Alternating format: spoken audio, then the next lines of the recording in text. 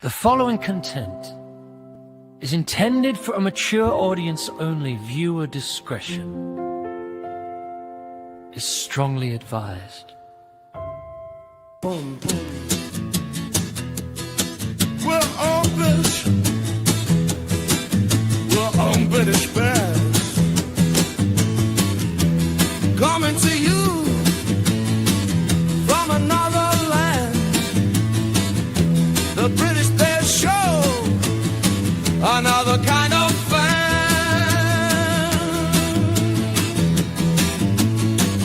Bears fans all day, Bears fans all night, 365 days, 5,000 miles away. Hey, hey, hey!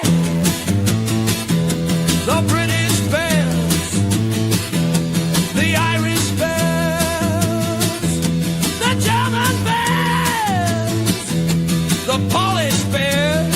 Wait, what? We are bears. We are bears. We are bears. Fans.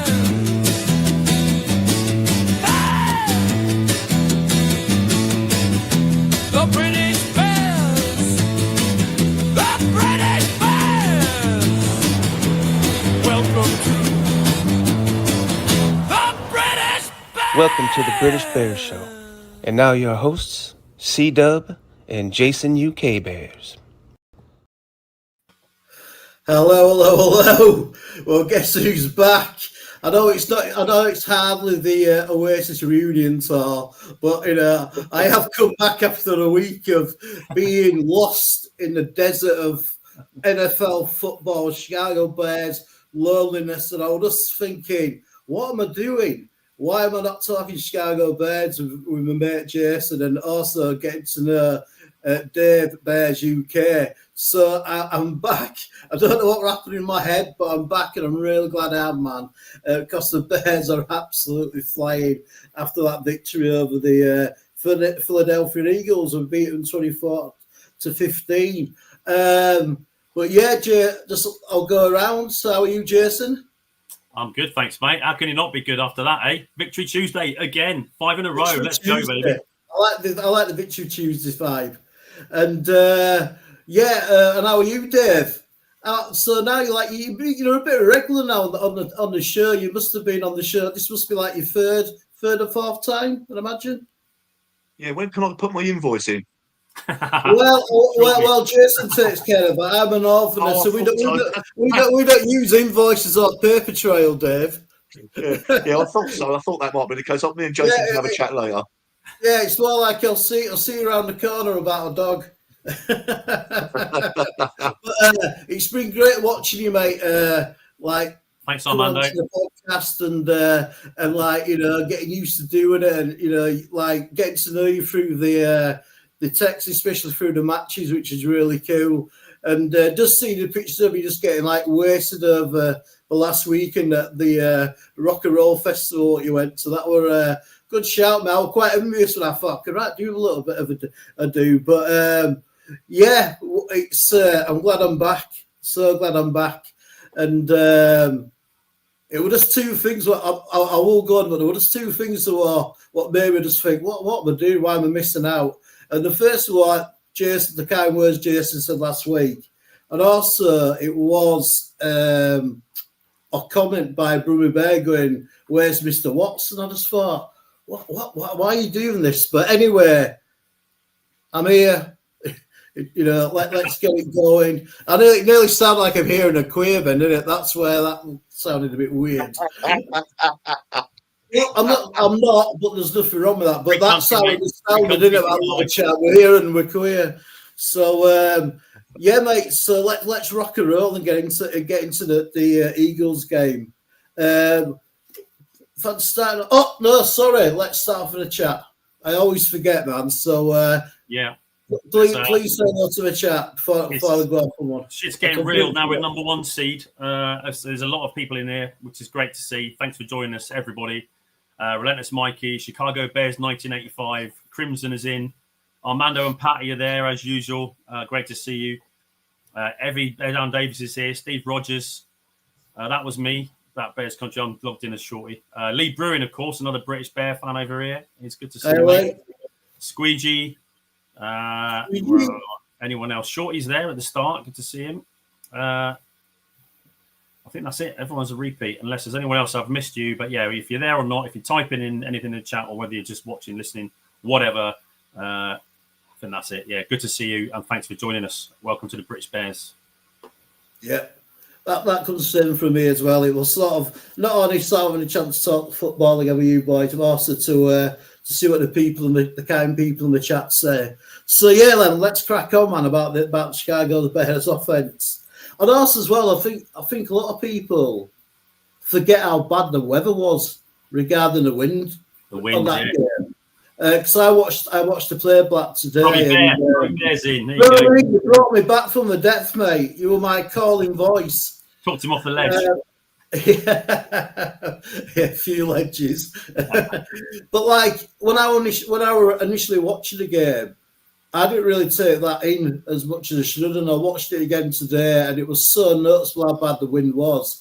So you can't really sort of, if people start having a go at Caleb, like, oh, well, he only got 154 yards and he threw an interception. The Bears did what you're supposed to do in that instant is go to your running game, when the weather's like that, innit? And that's the obvious thing to do. And we actually managed to do it. Like I say, he got 17 at 36, 154 yards, 1 TD and 1 interception. Dave, we'll start with you, mate. What were your thoughts about Caleb's performance on Friday, sorry. Yeah, I know. I'll tell you what, it feels like it was weeks ago, doesn't it? It sort of... really does. It does. And before we've even spoken tonight, people are already thinking about the game ahead, and I can't even think about that just yet. But I've said it a couple of times on here before now.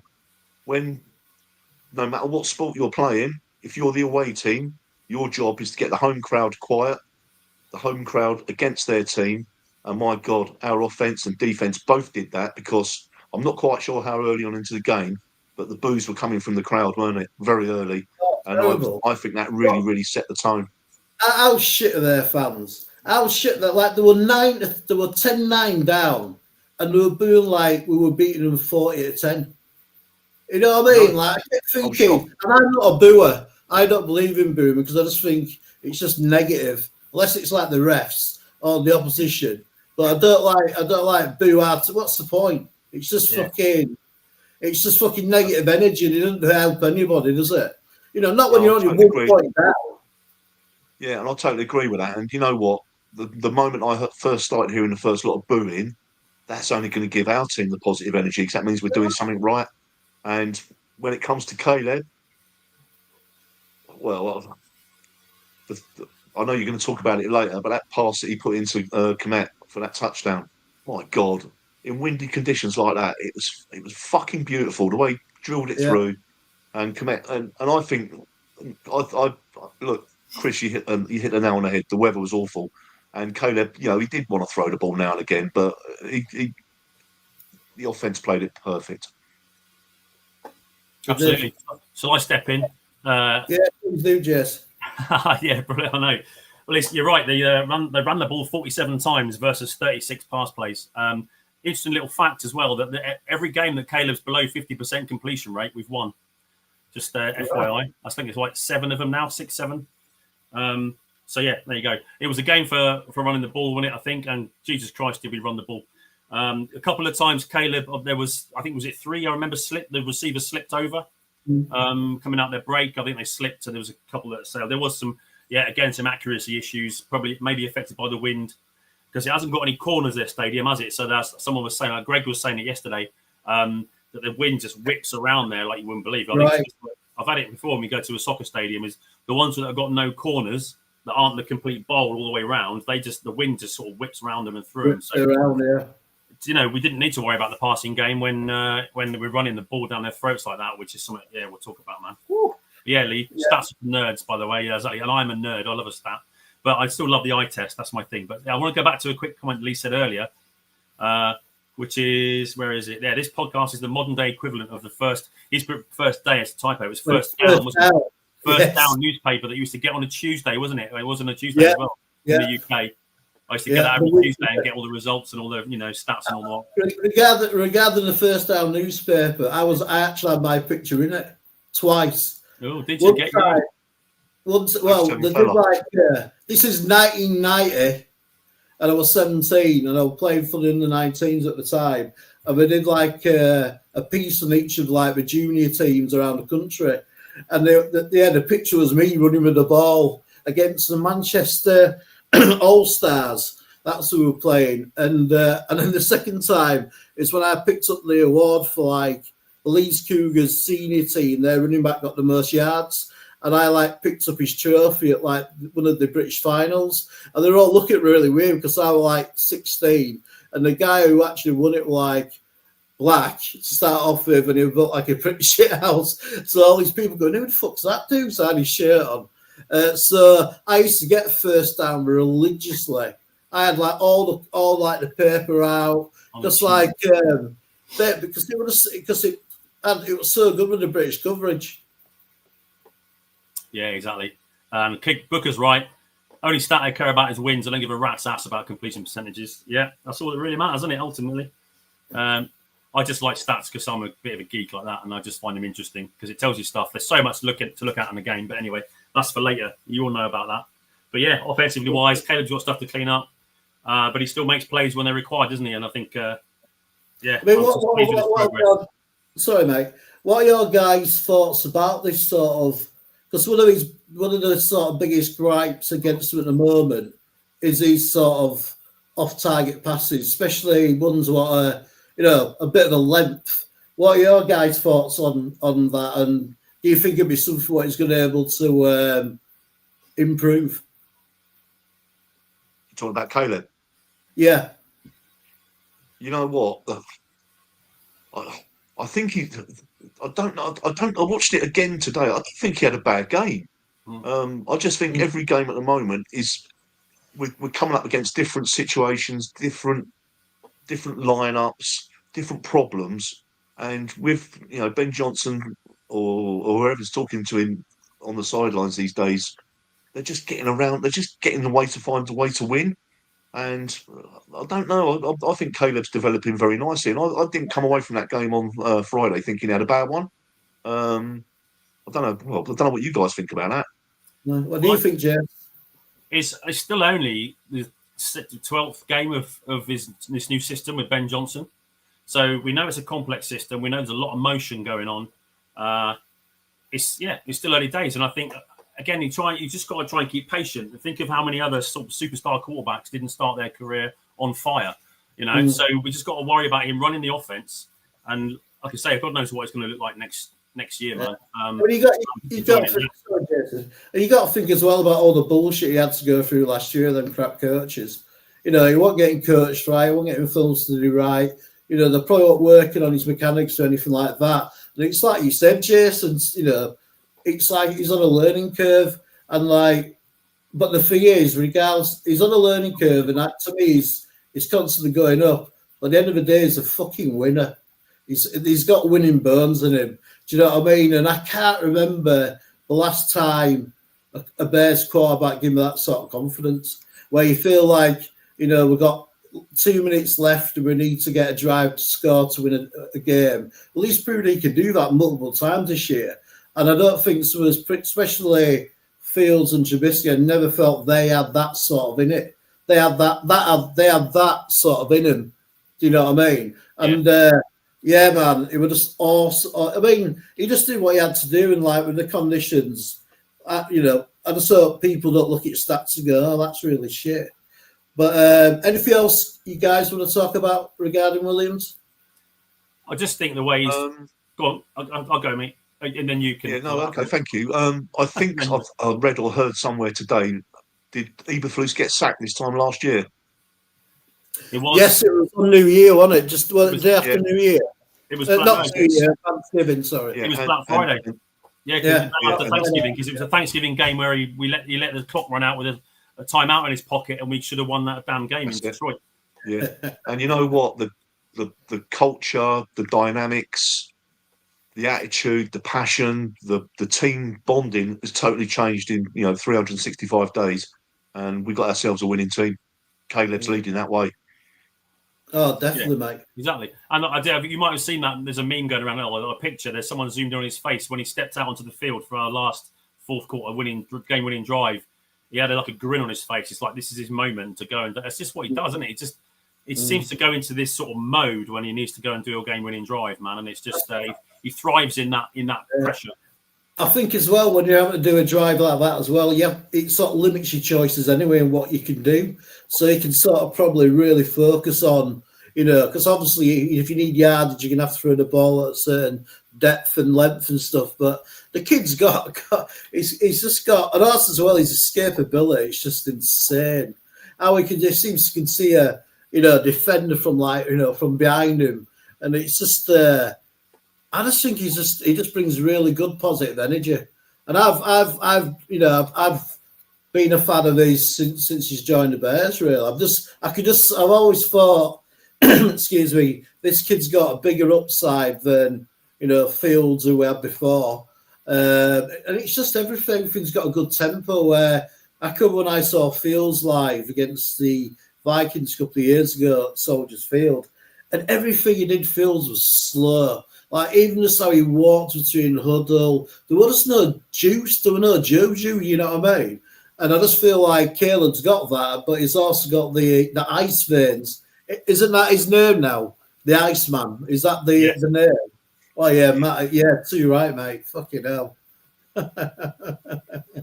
So anyway, chap, how about, go on, sorry. Chicago Bears 85 is coming to London next year.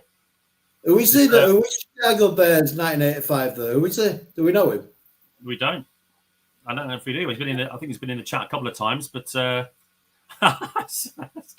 yeah, you have to let us know, man. Message the channel and.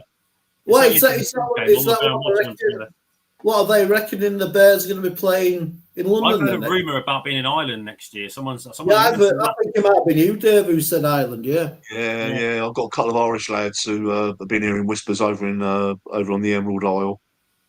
Whether or not that's true, who knows? But I'm definitely going. Well, I'll definitely be going. I'll definitely be trying to get a ticket. Yeah. Patty Lara's off. She's got a meeting to go to. Thanks for jumping in, Patty. We'll see you next time. Cheers, Patty. Take care. Have a good meeting. Yeah. But I tell you what I've seen, boys, is, and you would have seen it on the UK adverts, is they're having like a college game at Wembley. The Union Jack Bowl or something, they're calling it. And it'd be quite cool if we all went, and then if we can get some people from chat to come as well, because I've never been to a college game, so it'd be quite nice to see the atmosphere, because they'll have all the bands going and all that sort of thing. So, and it's like literally 6 days before my birthday, so I could call it a birthday. And it's at Wembley, and I thought that'd be quite cool. So I've never been to a college game, and I don't know if the tickets are out, but it's definitely the 19th of September next year. So September's my month for travelling. Normally, I'm normally out and about on September. We take most of the month off and go away. But Steve is saying here, Ben called a great game last week, and Caleb didn't have to turn into the Iceman.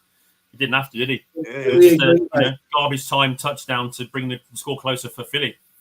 So there's a few new people in here as well. So Bears Huddle Pod. Hey guys, how are you all? Good to see you, man. How you doing, mate?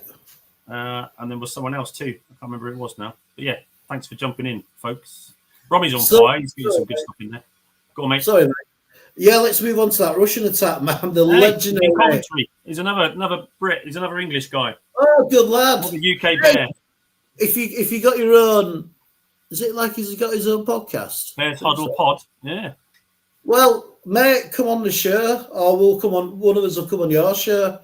You know what I mean? Let's cross pollinate, man. That's what you have to do these days. Cross pollinate. No, did he? Tonight. Cross marketing, mate. Marketing. Anyway. Yeah. Let's move on to the Russian attack. Wow. My own guy, no, I couldn't say that. 22 for 130 yards in the TD, Swift, 18 for 125 yards and a TD. And I'm going to nick this stat from you, Jason, because I knew, or you might have said this stat yesterday, actually, but it was the first time since two Bears players done it since Walter Payton and Matsui. Correct. Over 100 yards. It's the first time two Bears running backs have been over 100 yards in the same game since Walter Payton and Matsui did it in 1985, man. So that's like, and that as well, we're doing it against like a really great defensive line, a really great front seven. So, Dave, what were your thoughts about the rushing attack and, and how the players performed? Well, you know what? The Phillies, that D-line held the Kansas City Chiefs in the Super Bowl and beat them up. And our team went over to Philadelphia and did exactly the same to that D-line. And I think that's a massive statement of intent. And it wasn't even the gaps that were being opened up for Monongai and Swift. Swift. Even they were ducking and diving in and out, and there was little gaps, and we constantly beat up the D line. It was fantastic. And I remember that the camera zooming in on one of the Phillies players, and I could look in his eyes. He didn't know what was hitting him, and I just think the level of intensity, the power, the speed of the runs, and what you just said earlier, Chris, about a bit more speed with, again, when you said Fields was a bit of a plodder, Caleb keeps the rhythm going over nicely, and I just think it was a fantastic performance. Jason, what were your thoughts about the running game, mate? Oh, incredible. Yeah, absolutely incredible. The O-line, man, is now starting to hum, isn't it? It's just unreal. The amount they just bossed them. I think, was it Richard Sherman, the analyst, he put out a tweet during the game saying he's never seen a team manhandle the Philly D-line like this. And they were literally just throwing them out of the club the whole time, just moving them 5 yards out of the way, and just there was running lanes that I could have driven my van through, man. It was just incredible. It was bossed by the O-line, and once you get that's just unstoppable. It just wears out a defense. You could see. I mean, it's 85 plays, I think it was. We played against them. 85 total plays to their 51. So I think, did you see the first half? In the first half, the Philly offense was on the field for 17 plays only. They managed 2 first downs and 83 total yards of offense in the first half. We absolutely battered them in their own house, man, and it's absolutely incredible. Just loved it. Yeah, I mean, I'm so glad you boys brought the offensive line, because I want to talk about the offensive line, man. I'm watching a few of like the local broadcasters, Chicago's like the Score and some of the other guys, and they were basically saying like, this is like one of the best Bears offensive lines they've seen in for like since probably the 80s, and I also picked up, I can't remember why, so it was like something on the NFL Network, so it was national, and that they were noticing how good the Bears offensive line started to come. And it's just sort of everything we've been. So I always bring it up. I've been doing podcasting for the Bears like 4 seasons, and every season we've spoken about, man, we really need to sort out our offensive line. We really need to get like an offensive line what's complete and has stayed healthy as well. What's really good. But yeah, what do you think about that? Is a great comment from the Scrolls. The team is built like KC and coached like Detroit. Lethal combination, man. I like that, man. Yeah. Nice. Well, what did you guys think about the left tackle, how the rookie played? Go on, Jess. Over to you, Jason, on that one, yeah. Oh, okay, right, okay, yeah.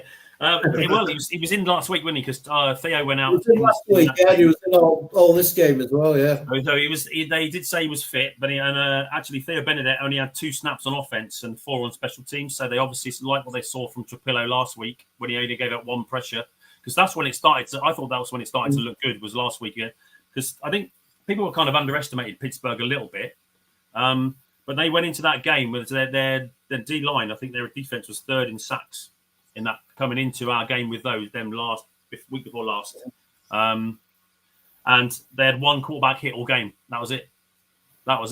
So I mean, they started last week, and then this week it's just we're starting to see that offense really run properly. And I can tell it from the scheme is incredible. So because of the motions, it's constant motion all the time, isn't there? And the thing is, when you see it, and then they'll snap it when they're, like Komet or Smythe, one of the tight ends is halfway across the back, and then they operate from there.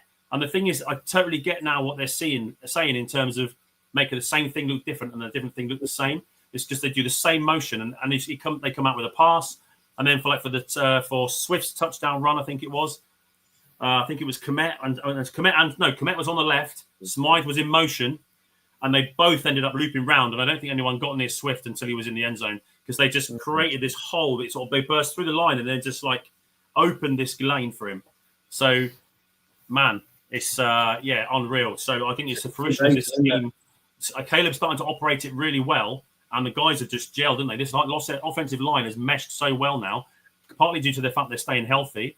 And Trapillo has come in and not missed a beat. So I know that people were early on calling Trapillo a bit of a bust because they were clearly wanted him to be the left tackle. They gave him a tryout in training, didn't work out. And you got to trust the coaches, man, to decide what they're seeing in training and decide who's the best fit.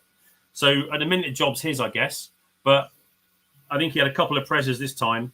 He let one go. He that one he got inside him, didn't he? So, but he's learning, man. It's like, but so far, he's looking good. He's a rookie first year, but he's a big fucking guy, man. He's got real long arms and he's a big fucking unit. And like any experience, you know what I mean? He's like great for a rookie. But yeah, the offensive line, man, is like, you imagine like last year how many hits Caleb took due to that crap offensive line, and now like he's one of the best offensive lines in the league. It must make his brain just let it slow down a little bit because he doesn't have to worry about, because sometimes last year he was getting hit as soon as he got the ball from the snap. It was farcical sometimes. But yeah, man, anything else about the O-line you fellas want to mention? Again, this is a good one from Steve Rogers. He's saying Ozzy played well. He's going to get his bumps and bruises, but he needs it to get better. Ozzy has already gone up against Max Crosby, TJ Watt, and the Eagles D-line. Yeah, exactly. Yeah. So I think you're right. If he can keep developing him, and Dan Rochar's got to get his props for doing such a great job, he could be our left tackle, couldn't he? So we could have the solid line going forward. We could have depth for the change. Yeah, Luke Newman stepped in for Jackson, didn't he, last weekend? So unfortunately, he's gone on the IR this week because this foot injury he got in training has put him out on the IR for almost 4 weeks. So I guess the depth will be Bates then if we need someone to step in at right guard again. But yeah, no, I don't see TJ Edwards is not back yet. Go on, mate. Sorry. Yeah, I think also though we're talking about Monongai as if he's been around for like 2 or 3 seasons. He's a new kid on the block. Yeah, and fuck me, he's absolutely amazing. And like I said to you the other week, he holds the ball tight to him. He's low centre of gravity. They can't stop him. And look, there's some big units on these D lines, and you think, they're going to rip him to shreds. They can't get anywhere near him. And I think it's credit to Ben Johnson that he's introducing new players like Monongai, Loveland, because I think Monongai's given Swifty a little kick up the arse. I think Loveland's given Komet a little kick up the arse, and it's all gelling together. I think it's fantastic. Yeah, absolutely. That's a good call about Swift there, because I just feel like he's running a bit harder as well this year. When he goes for contact, he seems to be really giving out with the shoulder, and I just think it's just a lot like how Ben Johnson had the running backs back in Detroit last year. There's got similar traits to Montgomery and the other guy, I can't remember his name.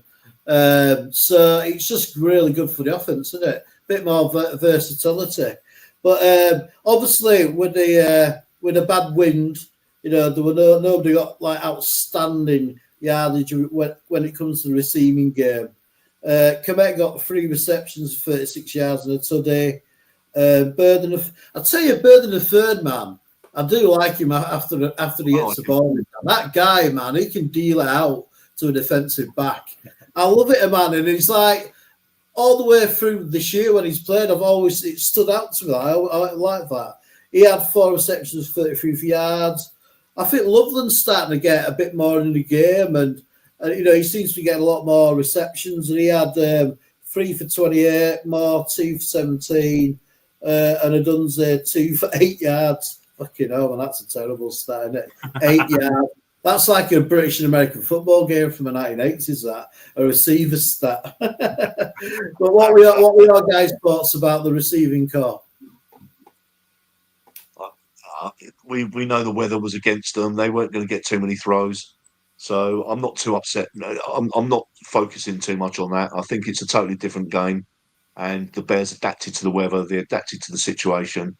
Caleb was never going to throw it. Nah. And they adapted to the game, didn't they? Once they got in front, you just kept running the ball, didn't you? Because that's the whole point. Once you had success early on, and all that's what you do. You just keep running it down their throat and say, "Go on, then stop us." And they just couldn't. They just couldn't stop it. So you're not going to go to the pass. I mean, you have to do it a little to keep them honest, don't you? You got to keep mixing it up. But I mean, I think that's where the Cole Kmet touchdown came from. Was they were so obsessed with the way we were running the ball. Great play action. Rolled it out, and then the pass that only a handful of quarterbacks can make, going to the wrong side, rolling out to his left on his, had to turn his hips and fire it down to Kmet. But because Kmet was free, because the two safeties had dropped, they bit so hard on that play action, and Kmet leaked out. I think the check down would have been for Swift, who was open for about 5 yards or so, but Caleb saw him, man, and just flung it, and that's it. Touchdown and sealed the game, really. That was like 24-9, wasn't it, at that point? Yeah, and it was done with such great touch as well. Yeah. A lot of people go, Caleb, it forces a ball where, especially like when the wind's strong, you probably feel like you need to put a bit more, zip on it. But yeah, we love the touch pass. Anything more about the offense you guys want to chat Crimson about? said, man. Crimson says that just like the Bears embarrassed the reigning champs in front of the whole world, man. Yeah. That's it, yeah. You mentioned their fans. Go on. Sorry, mate. The thing what I found really fucking weird watching the game and watching a lot of like the footage from the Philadelphia's sideline was just the lack of like passion or energy level. I mean, I know their QB, he's quite stony faced anyway, but sometimes you just get thinking they just need something to kick up the ass a bit. Do you know what I mean? Like especially like the QB, who was sort of there looking like somebody cut his left testicle off or something. You know what I mean? You think you got to be the energy of the team, especially the offense.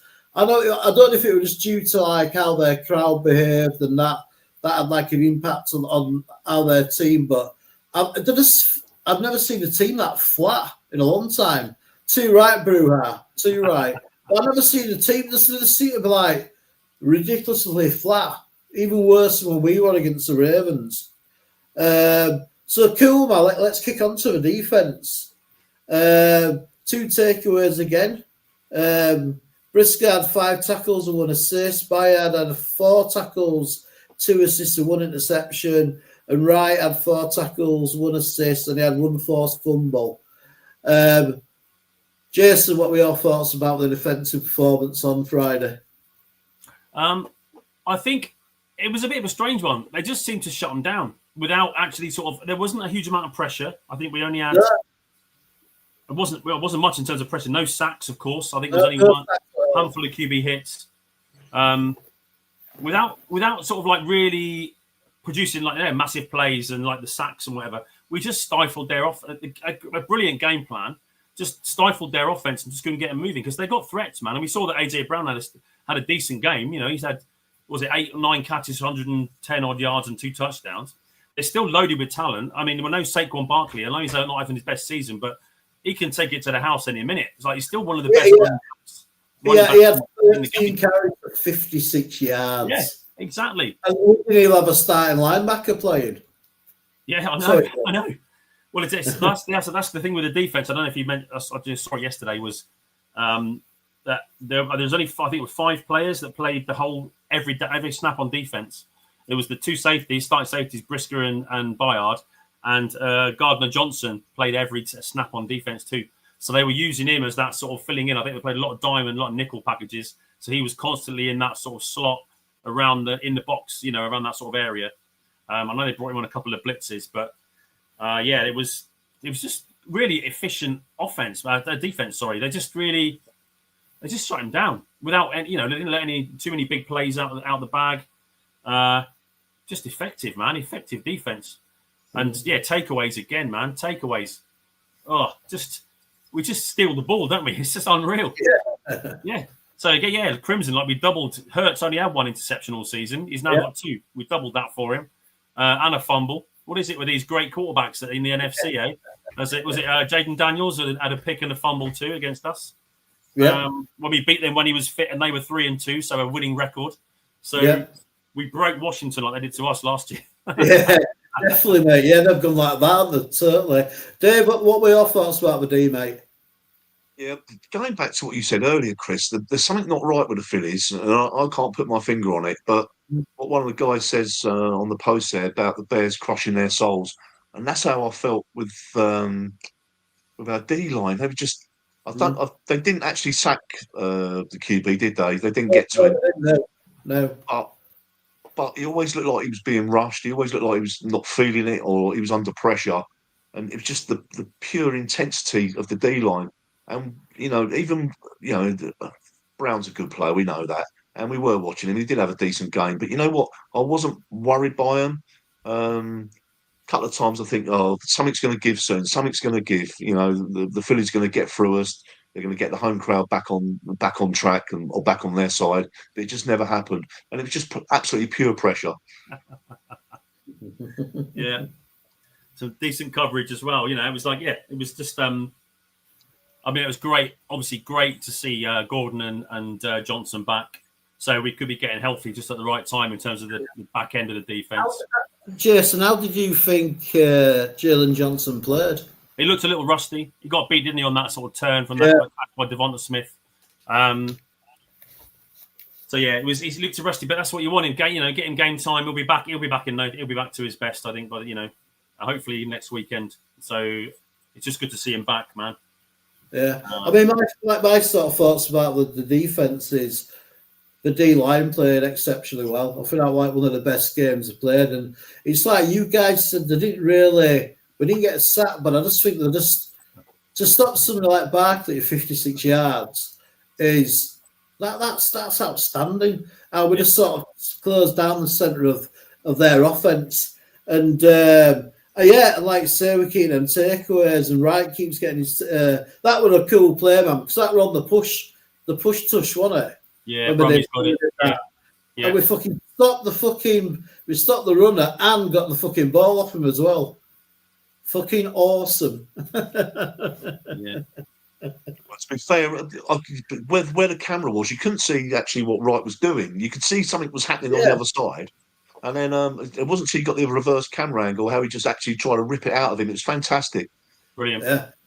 Great. It was a key moment. It was a key moment. I got rid of fucking Jimmy Haffer. He's boring me now. We had a Green Bay fan in here. I don't mind if they want to come and chat, but he was starting to bore me with his stupid comments. Mate, you should have flashed him up so I could have given him a good old northern rip. There's nothing to do in Green Bay. Got to jump on Bears podcast. So. All right, me, Jimmy. Yeah, exactly. Get in the fuck out of it. Oh man, that could have been a nice sort of moment for me, just to say. Fuck off. I don't give a fuck. I don't care who he is. He's nothing. He's nothing to me. He's nothing to me, and he's gone. You do right, but you just like stolen my chance to actually say fuck off directly to a Packers fan.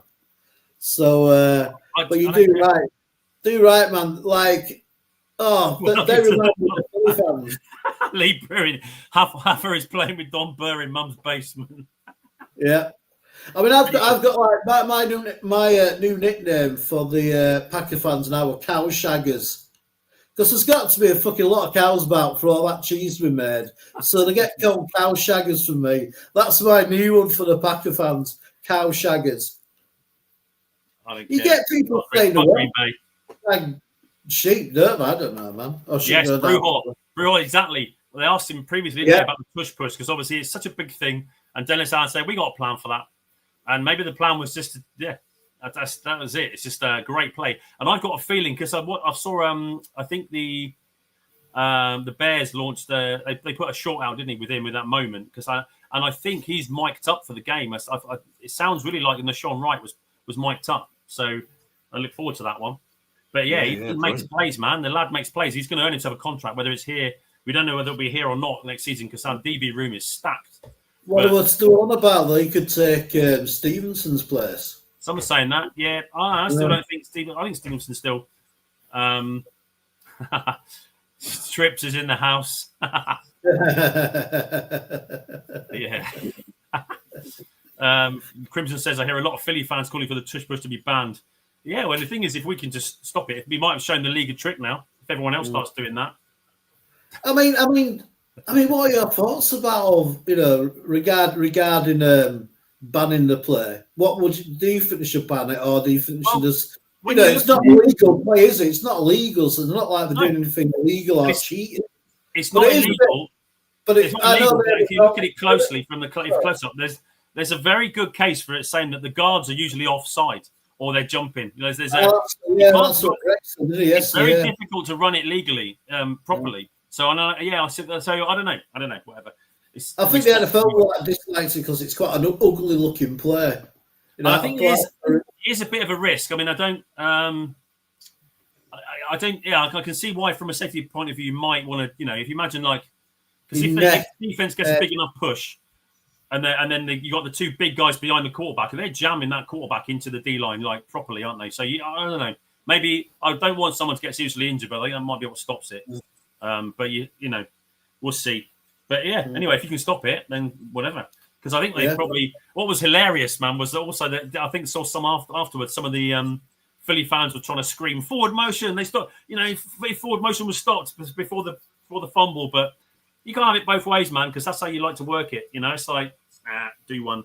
But no, it was a great play by Nashon Wright. Another play. He gets burned. Like I say, he got a touchdown was on him, wasn't it, for Brown, the first one. He does give up plays sometimes, but the guy's got reach, man, and he gets balls that other DBs wouldn't. He's like 6'4" and just leggy, isn't he, man? Mm-hmm. So yeah, I think he's going to get a contract somewhere. I don't know if he will beat out Tyreek, but they might get him in and then just let him competition in training camp next year. You might be up for that. But I mean, if you think about, there's Johnson, there's Tyreek Stevenson, then you've got Nashon Wright, there's Zay Frazier, we haven't seen anything of. They're going to see what he is made of. Terrell Smith, Jalen Jones is here. We're just stacked with cornerbacks, man. It's Brummy's right. I kind of agree. Up to the rest of the team to stop it, like the Bears did. Yeah, so I agree. I don't really care either way, to be honest with you. I don't. What I mean? It's just playing, just like Brummy said. Armando, man. You got to stop it, man. You know what I mean? We're shifting Billings on the way for that tush push.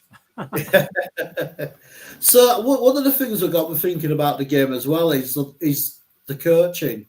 You think about it, how well Ben Johnson called that game against a really, really good defensive coordinator in Vic Fangio. And that really impressed me. And also, you mentioned it a little bit before, Jason, about DA, the defensive coordinator, how well he's calling the plays due to all the lack of players we've got. So what are your thoughts about the coaching from the last game?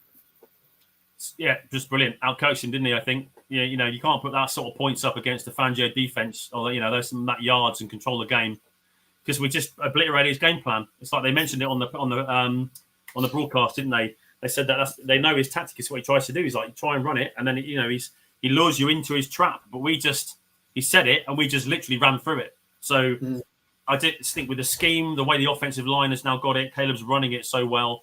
All of our the skilled players are blocking for their lives, man, like the tight ends and the receivers.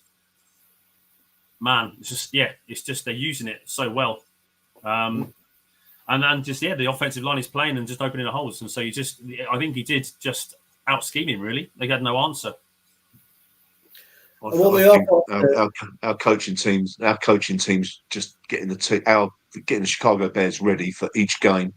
They've worked, whether they've got scouting or what, but they've just got a game plan for each game. And you know what? Do you think Detroit Lions would want Ben Johnson back? Oh, they'd love him to be back, wouldn't they? They'd fucking love it, mate. Because I saw the condensed version of the Packers and Lions game, because I watched it live. It's on Thanksgiving, sorry, and the Lions look like they're slowly taking a step back. with Dan Campbell calling the offensive players. I don't think he's as good as Ben Johnson was. And they had a nasty injury to Zixet Brown, where receivers got a nasty knock. And he had to go off. Ankle injury, yeah.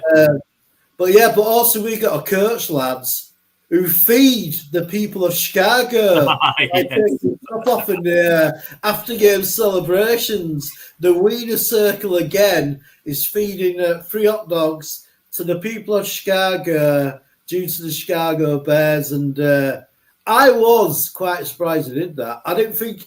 I love all his after-game, his little sayers and his speech, and then they do the little speech thing. But I didn't think he would have done that, and it was so funny as well. All players are loving it. So, what do you guys think about that, David? What were your thoughts about the coach? You know what? It's when he took his hat off and passed it to one of the players, and the players looking at it going, "What the fuck's going on here?" And then when that shirt came off, and to be fair, he's been down the gym a few times. He's looking pretty good, and I think you can see it in Ben Johnson's eyes. There's a little bit of crazy in there somewhere, and that's all part of being a Bears fan anyway. So, and I think at the moment, polls couldn't have picked a more perfect coach for this team, and you know what? I don't know. I was glad he did it, actually. Yeah, I am. I'm really. Yeah, because if you'd found out like 2 days later that the Wiener Circle would have done it, if he'd done, and then he didn't do it, and he knew that, if he did it, then. And that the shirt. Yeah, it gives that connection with the club as well, doesn't it? To the people of Chicago. What were your thoughts, Jason? Yeah, exactly that. He's becoming a fan favourite, as if the football wasn't enough. It was just, it endears him to all of Chicago, isn't it? It's just a great thing. Everyone loves these. Everyone loves these after the locker room now. It's like our thing, isn't it? I see it on Reddit. As soon as the Bears win, everyone's posting memes of like waiting and stuff like, "Where's my after room? After game locker room."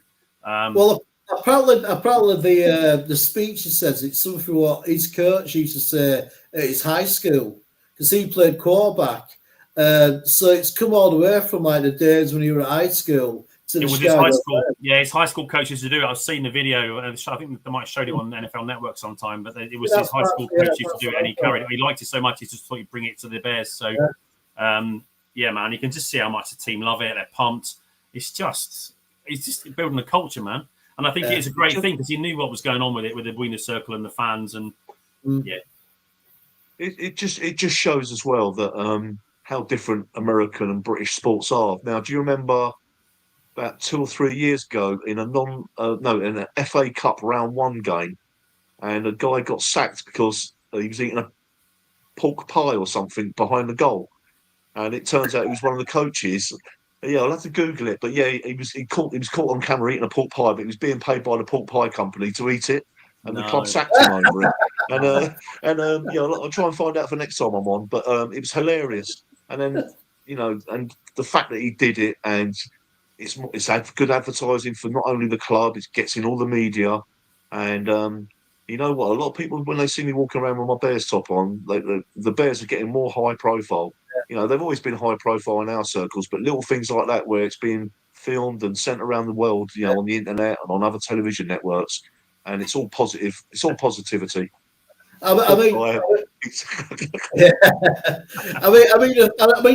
know if they have pork pies in America, but the thing as well is if the Bears keep winning and say we do make a good playoff, run this year and the next season we get better, then it could be like another 85 Bears team, because it's 40 years on, isn't it? It's like 40 years on this year since we last won the Super Bowl. Is anyone else getting vibes for a 40-year anniversary rematch of the Patriots and the Bears?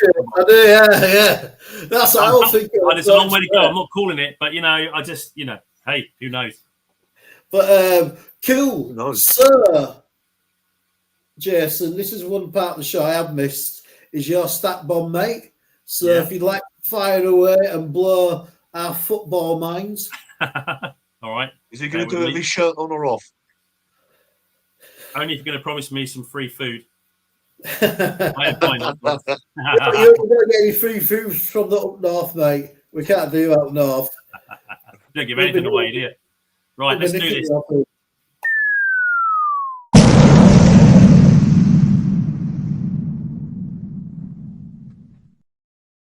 Right, I mean, there's been so many records, hasn't there, for this game, man? You've already mentioned the one that they mentioned in the broadcast. So this is the first time since 1985 that the Bears have had two running backs over 100 yards in a game since Matsui and Walter Payton. But it's actually the first time ever that you've had two running in the history of the franchise that two running backs have had over 125 yards each in a game. So this never happened before in the history of this franchise. The Bears' 281 rushing yards was the most that a Vic Fangio defense has conceded since 2005. That's the last time anyone. 2005, 20 years ago, was the last time anyone put up 281 yards against Vic Fangio defense, which is kind of crazy, man. I asked you to get me this stat because I couldn't find it on X, didn't I, Dave? And Dave came through me, helped me out with a bit of this stat. So I knew it must still be true, but the Bears still lead the league in explosive plays per game through this part of the season. So the most big plays through week 13, which is a run of 10 yards or more or a reception of 20 yards or more. The Bears have done 94 of these explosive plays this season, which is 7.83 per game. The nearest is the Bills, who've done 93, which is 7.75. The next is a full play back, which is the Chiefs, 6.75. So, and unsurprisingly, we're leading that way with the running game. We've had 54 rushes of 10 yards or more so far this season, which is far and away more than anyone else. With the passing receptions of 20 or more yards, there are 9 teams that have equaled or bettered our 40 that we've had, but no one's anywhere near our 54 plays this year of 10 yards or more on the ground game. So, pretty impressive stuff, man. From Next Gen Stats, right? I know they measure the player's speed, don't they? And I think sometimes this gets overlooked. Caleb Williams' athleticism, he is fast on his feet. I mean, he's not Justin Fields quick, but he is rapid, right? The only players with more carries this season that have reached 20 plus miles an hour, right? The only ones with more than Caleb Williams, who has 4, is Jonathan Taylor and Jahmyr Gibbs, who got 6 each. So in terms of 20-mile runs this season, Caleb's got 4, and the only players with more are Jonathan Taylor and Jahmyr Gibbs, who got 6 each. So he's rapid. Another one, which is, again, explains how good our run game is, man, right, is as a team, the Bears rushed for 100 yards before contact in the game, right? So they ran 100 yards on the ground before anyone even touched the player. Wow. Another 185 yards rushing after contact. So they've done this, right? They've reached this target. So 100 yards before contact on the ground and 150 after contact. They've done it twice this season now. No other team's done it once. No other team has managed that at all this season, right? To get 100 yards on the ground before anyone's even touched the player and then another 150 after contact. So the Bears' run game is looking pretty special. And I think that's kind of it, man. Blow me out. I blow my beans. Jess, just a quick question. Could you see this being like a historical season for the Bears, stats-wise? Either on offense or defense? I think it could be running-wise. I don't know. But, I mean, the thing is there have been players that have had like 2,000-yard rushing seasons. So maybe we are a little bit too far behind that. But I don't know. It could be. Who knows? Explosive plays or... I don't know. I don't care. Doesn't matter, does it? We're ripping it up, tearing it up. Win, baby. As Al Davis used to say, just win, baby. Yeah, exactly. And that is this week's Snap Bombs. Oh, there's one left. I nearly forgot, right? Right, so Poles has been getting a lot of shade, hasn't he, for his selections? When this week, right, Burden was leading this way with 4 catches this week. Loveland got 3 for 28. Manungai with his runs. Tropillo played well. So this draft class is starting to look quite good. So we knew it was a deep running back class, didn't we? So we picked up Manungai in the 7th round. And I know any other year he probably would have gone 4th or 5th, I reckon. But Cole Manungai is the only rookie the only rookie this season, running back, who has 2 or more 100-yard running games. None of the others have had 2. He's the only one that's had 200-yard running games. So put that in your pipe and smoke it, Amari and Hampton.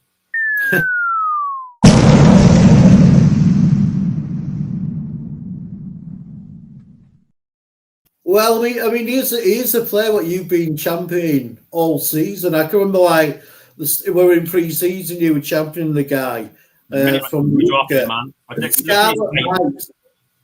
I looked at his The tape and I Scar- thought, I cannot wait to see what Johnson's going to do with this guy. Yeah. Oh yeah, and also as well, the Scarlet Knights is such a cool name for the team. So let's move on to the fucking Green Bay Packers game. Even if we'd won just one game this year, I'd still back the Bears to beat the Packers because there's no logic when it comes to this game to me. I don't like them, and they probably wouldn't like me if they met me. And it's about time that this the balance of this needs changing because they've been on top for far too long, and especially fellas when we were first probably got into the NFL in the mid-80s. We used to absolutely hammer the Green Bay Packers to the extent that they actually put horse manure in the Bears changing rooms when the Bears played at their place in '85, because that's what they thought of them. And we kept their ass for fucking years, man. But unfortunately, the tide turned and it's been going on for far too long. We won there the last game of last year. So you think about we did that with a terrible, everything that went on that year. But I'm not scared of the Green Bay Packers. I think we're a touchdown down with the bookies, but I'm not scared of them, man. Like previous year, I think we match up with them very, very well. Dave, what's your sort of initial sort of thoughts about this upcoming game against the Cow Shaggers? You know what? I've discussed this with people before about rivalries, and as people in the States would know, they don't probably understand the big rivalries in soccer when it comes to the Manchester, the Liverpool derbies, all the London derbies down here. And for us, living so far away, it's hard to get too wound up. And you know what? Divisional rivalries, I don't particularly like any of them really, because I want my team to win. And Green Bay never really got under my skin until that fucking day Rodgers beat us at Soldier Field and shouted out, "I own you." Yeah. And I thought, you absolute, am I allowed to say the word wanker on here? He was an absolute wanker. And it really pissed me off. And the fact is... Dave, if you hadn't used the word wanker, I would have been annoyed. Thank you. The fact is, when you go... Well, we've all been. When you go to Soldier Field and you're walking through the subways and the tunnels to the stadium, you hear the shouts, "Fuck Green Bay." And I thought, no, I can really see it. I really see it. And I just you know what? I really want us to go in there, and if we could do exactly what we did on Friday to the Packers, that would make my it'd be a perfect week, wouldn't it? Yeah. And you're right. We fear them? No. Are they a good team? Yes, they are, and they are a good team. And I would never take things lightly. Bookies don't always get it wrong. They don't generally get things wrong, but I think they might be wrong on this occasion. Our momentum is taking us places. I want to go on. I want to go over there and let's just do them. Trips is off. Whoa! I've started something. You know, we should get some t-shirts made up of cow shaggers and like the Green Bay. We'll do a design, man. But Jason, what are your thoughts about this upcoming game? What's like your main concerns regarding the Packers team? It's the defense, isn't it? Again, it's Micah Parsons. He basically ran the game for him last week. In total, they had 3 sacks, seven tackles for loss, and 7 QB hits, of which Micah Parsons got 2.5 sacks, 3 tackles for loss, and 4 QB hits. So the guy we know he's elite. And like you say, they're a really good team. It's a massively important game in terms of the playoffs and the division. And I say we just don't fear them, do we? It's different. It feels different now. And I still, you've got to be apprehensive. You've got to be not apprehensive. You've got to be wary. There's no easy games at all, but they are a good side. But I think we got a coach that's going to be so fired up to take this team in there. He knows Matt LaFleur very well, and he made a bit of a thing. A bit of a jump in the preseason. He enjoys it twice a year. They got the same kind of like coaching system. They've got great players, although they lost their big sort of D tackle this week, didn't they? He's out for the season. Oh, really? Wyatt, Devontae Wyatt is out for the season. Elton Jenkins, their offense has dipped since they lost Tucker Kraft, because when he went out a few weeks ago, he was leading the team in catches, yards, and receptions. In touchdowns. Sorry. And yeah, Brummy says like we're on a roll. This is I feel like it's a great time to go to Lambeau. You know, it's like let's have it. You know, the offensive line is humming. We've got a ground game going. We're full of confidence. They're taking the ball away, man. And I know that. I don't know if it's a narrative, but I think it's kind of true that Jordan Love puts the ball in danger sometimes. I think he throws some passes where you're like, "Ooh, how did he get away with that?" You know, he's just got his receivers to bring the ball down for him. So I'm looking forward to seeing what we do. Sorry, Jason, to interrupt you there, mate. That was the question I'm going to ask you guys next is who's got the better quarterback, the Bears or the Packers? When you say better, I tell you what, I would not swap quarterbacks. I would not do that. Who's got the higher ceiling? Yeah, absolutely. Caleb makes throws that are probably maybe 2 or 3 other quarterbacks in the league can do. Has he got stuff to sort out? Absolutely. We're halfway through the season, just over of a brand new offense that is just starting to get going. So, hell yeah, Mikey. Pancakes for everyone. On the in the house, man. I never thought I'd hear Aaron Rodgers be called a wanker. Oh, man. I tell you what I did. After our game, I switched on a bit of the Steelers game, and he got fucking drilled, didn't he, by Joey Bosa. Absolutely crunched him. Yeah. And he went out the game with his nose bleeding.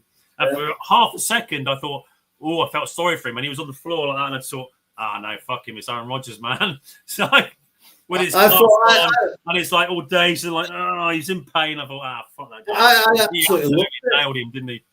I fucking love that moment in time. And also as well, it's because he didn't wear like a double chin strap. He just wears like 2 clips there. So you're just asking for it, man. Yeah. So like, even because he does that, which annoys me, and I don't know why it does. That's why his helmet off and he got a spot. Exactly, Crimson. I'd take Caleb in year 2 over Love in year 6, easy, any day. Yeah. Caleb's going to be elite. It's going to be once Ben Johnson does a full off season with him. I just think we're going to be, it was beautiful. Yeah, Booker. That's it. That's what I mean. That's the score in it. It's I think we can get the ball off him. The ball off him. So hopefully we can get a bit of pressure. I want Sweat to have another 2-sack game. Booker maybe. Yeah, I think they'll have them schemed up and fired up, man. Some of the guys know. There's a few rookies, but I think most people know what this game means. And if they don't, I think Ben Johnson will let them know. And it means a lot. He knows. They've got to do. Do you think it's going to be like a heavy run game from the Bears, Dave? I think it does depend on the weather conditions yet again, because that's very open down there, isn't it? Very open, very exposed to the elements. So there'll be a game plan. They'll probably be getting satellite reports in what the weather's going to be doing. So weather permitting, Chris.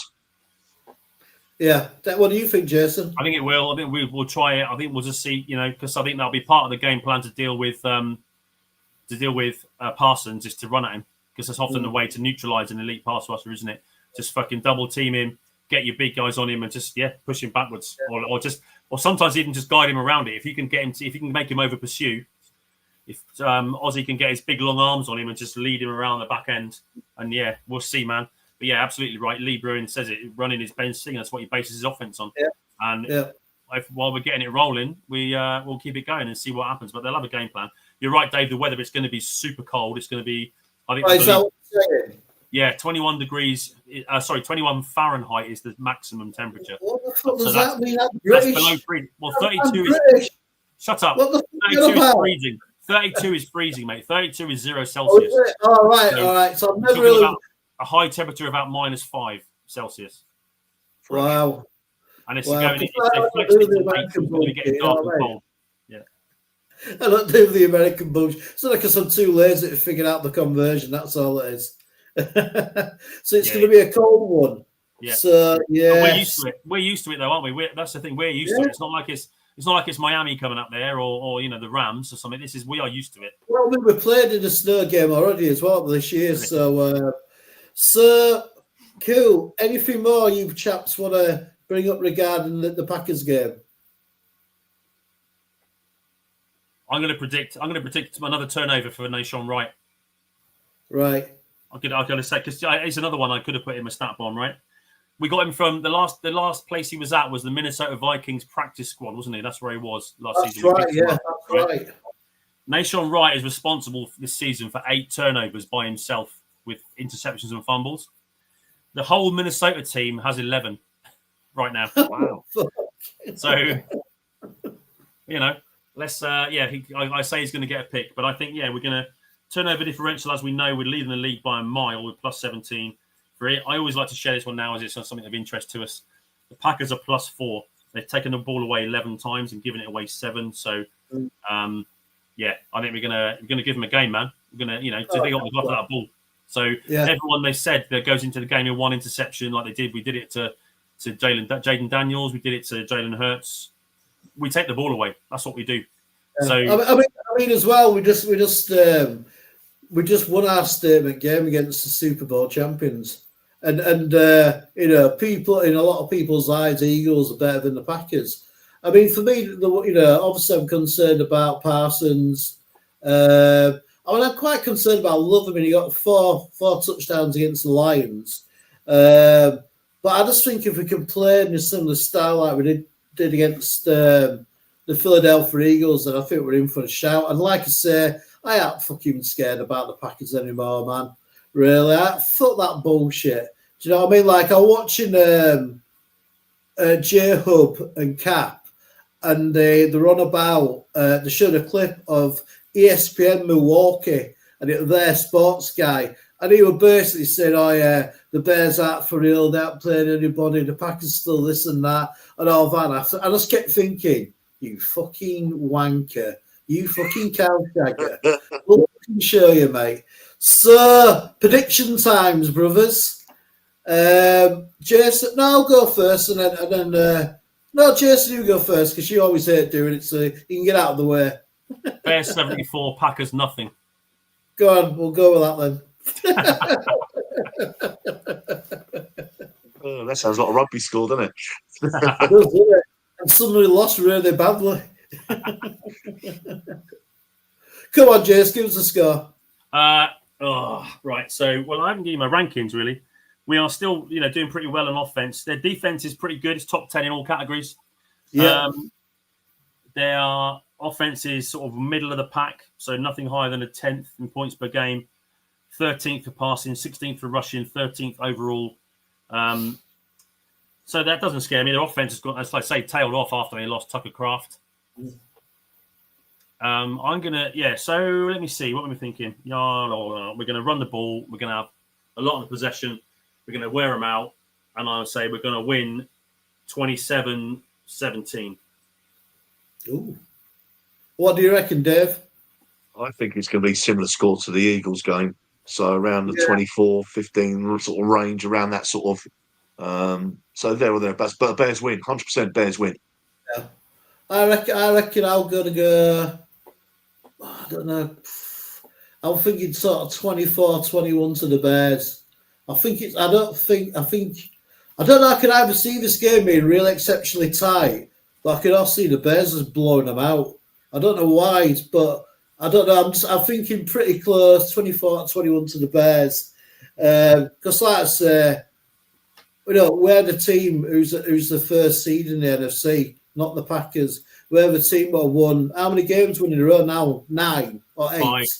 5 in a row, 9 of the last 10. 9 out of the last 10, sorry, yeah. So, nice one, Kimbuka. So, I think we got the best chance of beating them in years. I know we beat them last season, but to beat them properly and just keep, because we just need to keep that momentum going. Because, now we should be thinking playoffs and, thinking about seeding. And if we can keep beating these teams, and these are the harder teams, because everybody will go in through the start of the season right up to the middle going, oh, well, you haven't really played anybody. Well, now we are beating these teams. So, Yeah. We're going to call So, Green Bay Little Chicago. Yeah, well, exactly. Well, I want to just, I'll quickly talk about that because it's at the start of the season, everyone talked about it, about, they were saying, we might only get 8 wins, 9 wins because we got at the start of the season, because you looked at the teams that we were playing and their record last year, we had one of the hardest schedules coming out the gate because of last year's record. But suddenly, the teams that we're playing are losing and not performing up to their level from last year, and suddenly we've got an easy schedule. But the thing is, we forget is the reason a lot of these teams that we're playing have got losing records is because we beat them, partly because we beat them.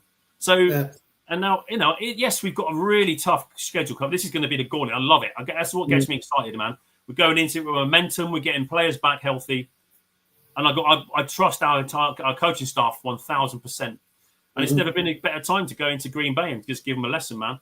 But yeah, I love it. That's what you're here for, isn't it? We're number 1 seed. Doesn't matter now. It matters at the end of the season. But we've got some momentum. We're in some great form, and I'm just can't wait, man. I can't wait for these 5 games and just see what we're made of. Yeah. What do you think, Dave? I totally agree. And as you all know, these teams these days spend so much money on sports psychology and stuff like that.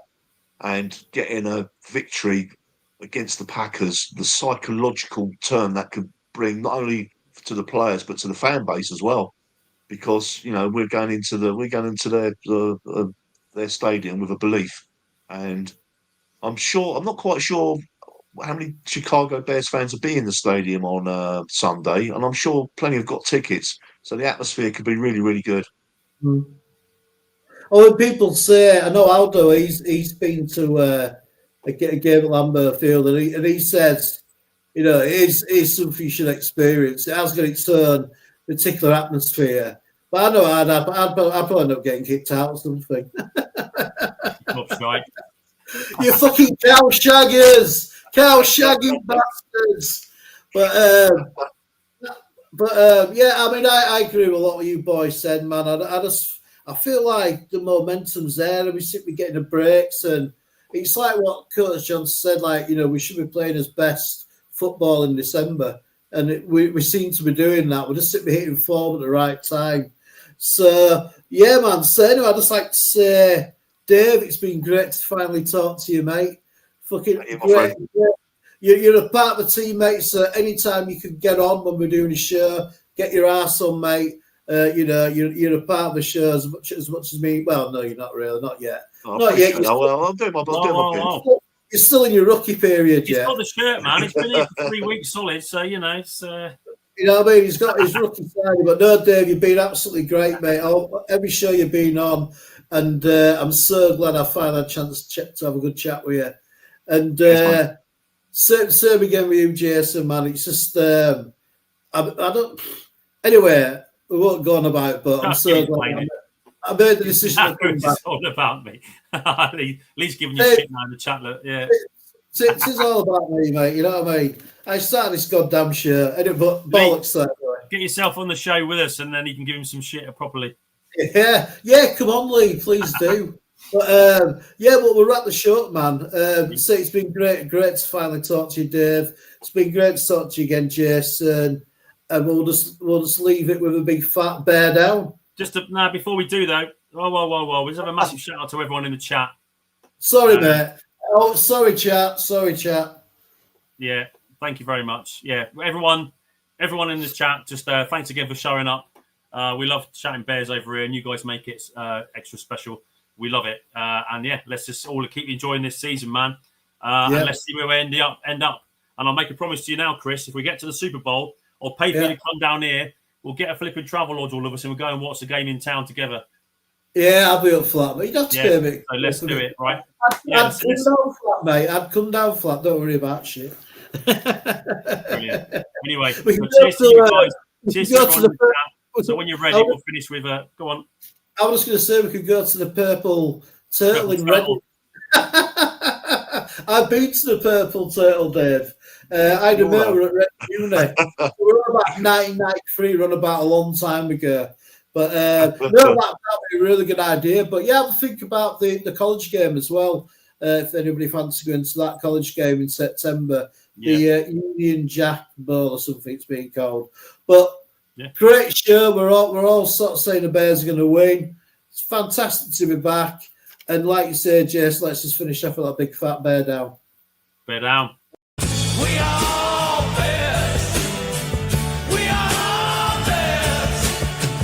We are bears.